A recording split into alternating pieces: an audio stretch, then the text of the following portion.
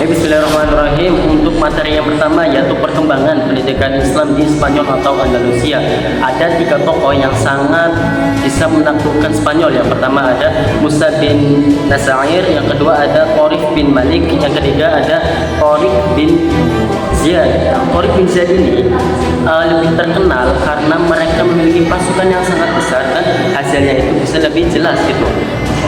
Ya, ketika Islam mulai memudar di Jazirah Arab atau Islam mulai di kemunduran, nah negara-negara Eropa ini mulai bangkit dari tidur panjang mereka gitu, atau biasa disebut dengan Renaissance gitu. Nah, kemajuan di Eropa itu dipengaruhi oleh Islam itu sendiri, teman-teman. Contohnya di kota-kota besar Spanyol itu seperti Cordoba dan Granada.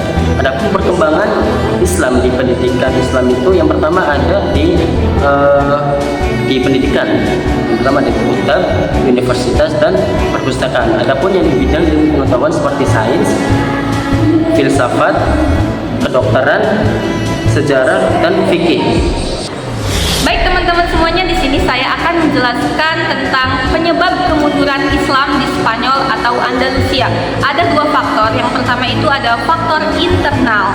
Nah, di dalam faktor internal ini sistem kekhalifahan tidak jelas, pengangkatan khalifah tidak memiliki aturan baku. Nah, sehingga keluarga Bani Umayyah berebut kekuasaannya. Nah, dalam perebutan ini memicu konflik istana, lemahnya otoritas khalifah, serta perang saudara yang berlarut sampai runtuhnya Daulah Umayyah.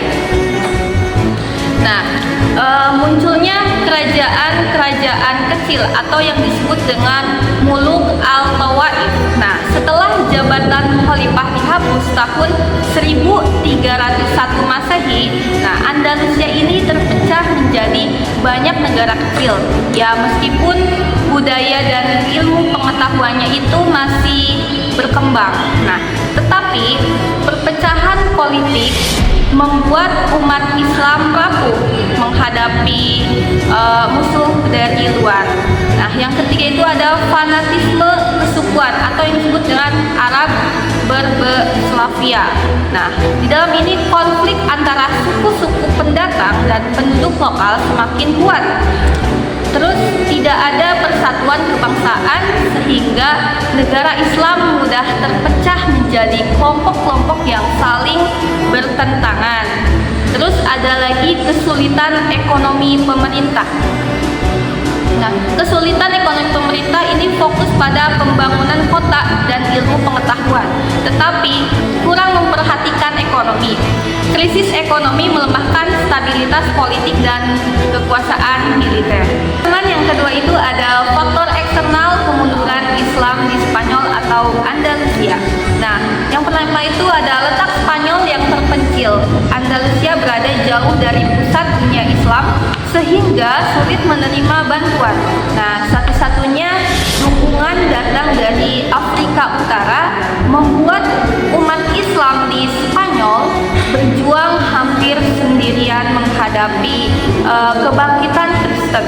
Terus ada lagi konflik panjang Islam Kristen atau yang disebut dengan Reconquista. Nah, Islam tidak melakukan Islamisasi secara penuh. Kerajaan Kristen tetap dibiarkan hidup dengan hukum sendiri sehingga nasionalisme Kristen tetap kuat.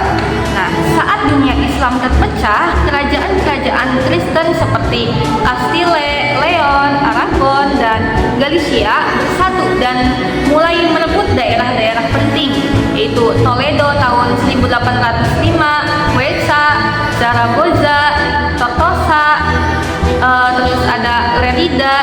Nah, bantuan Afrika Utara sempat menahan Kristen, tetapi kemudian kedua dinasti itu melemah dan kalah dalam perang Las Navas ke Tolosa tahun 1212. Setelah itu kota-kota muslim jatuh satu persatu sehingga pertengahan abad ke-13 hanya Granada yang bertahan di bawah daulah Bani Ahmar tahun 1232 sampai 1492.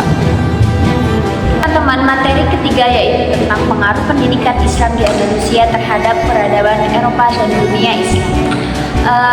Pendidikan Islam di Andalusia sejak penaklukan wilayah Spanyol oleh kaum muslimin pada awal abad ke-8 pengembangan pesat dan menjadi pusat ilmu pengetahuan, budaya, serta pendidikan yang sangat maju pada masa itu. Kota-kota besar seperti Cordoba, Granada, dan Sevilla menjadi pusat kegiatan intelektual dengan berdirinya banyak madrasah, perpustakaan, dan lembaga penelitian yang terbuka untuk siapa saja tanpa memandang latar belakang, agama, atau budaya. Para cendekiawan di Andalusia berhasil menghasilkan karya-karya ilmiah yang tidak hanya berpengaruh di wilayah tersebut, tetapi juga menyebar luas ke dunia Islam dan Eropa melalui jalur pendidikan dan perdagangan. Peranan penting di Andalusia dalam pelestarian bahasa Arab membuat bahasa ini menjadi lingua franca di kalangan ilmuwan Muslim dan non-Muslim yang ingin mengakses ilmu pengetahuan. Perpustakaan besar di Cordoba dan Granada menyimpan ribuan manuskrip berbahasa Arab yang menjadi referensi utama bagi komunitas ilmiah Islam maupun Eropa. Tradisi keilmuan ini memperkuat identitas intelektual umat Islam dan membiarkan inspirasi bagi generasi-generasi berikutnya untuk terus mengembangkan ilmu pengetahuan. Dengan keterbukaan, toleransi, dan semangat ilmiah yang tinggi, pendidikan Islam di Andalusia tidak hanya mempercepat kemajuan peradaban dunia Islam, tetapi juga menjadi jembatan utama dalam kebangkitan peradaban Barat pada abad pertengahan. Warisan intelektual Andalusia ini menunjukkan bahwa pendidikan dan ilmu pengetahuan adalah fondasi utama bagi kejayaan suatu bangsa, sehingga pengaruh terasa hingga dalam perkembangan peradaban global secara luas.